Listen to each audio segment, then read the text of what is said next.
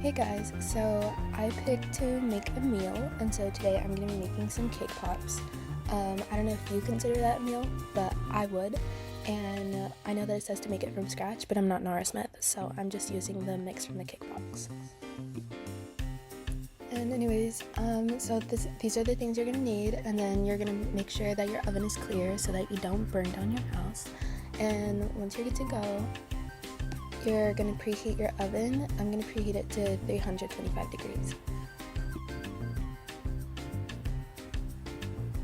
And once that's done and you've washed your hands, you can start pouring in the cake mix, pouring in your milk, and mixing that together. You're going to need a cup of milk.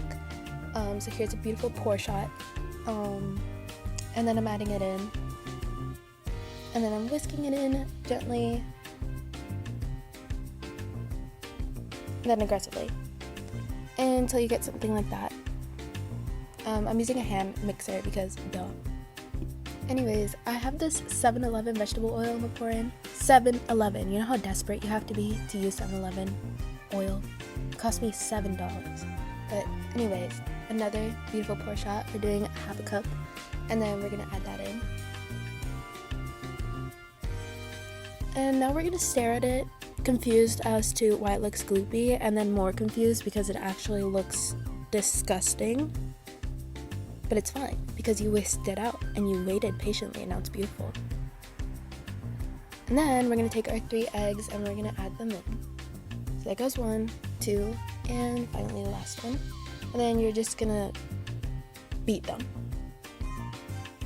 And then you're gonna stare at it again because it looks weird. But then you're not gonna worry because it's beautiful. It's all part of the process. You're gonna take your oil again and we're gonna oil up the pan. Pause. We're gonna oil it up so that it's not sticky when it comes out, and we're able to get all of it out. And I want you to scrape the pan out. And then your oven should be ready.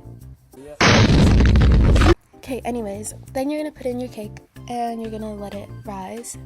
And checking up on it, I poked it and clearly it was not done, so that was not good, and that's why it looks a little ugly at the top. But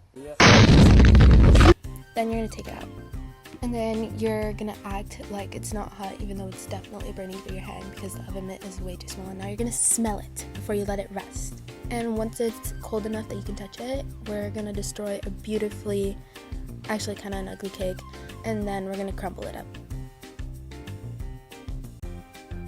And then we're going to take chocolate fudge and we're just going to add that into the crumbs so that we can make kind of a dough, and then take the vanilla frosting and we're going to melt it for 30 seconds.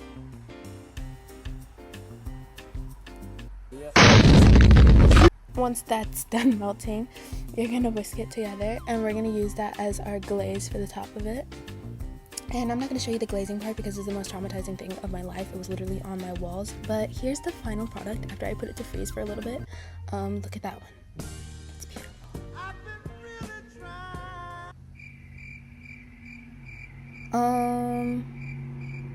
Anyways, yeah, that's how it turned out. Don't recommend.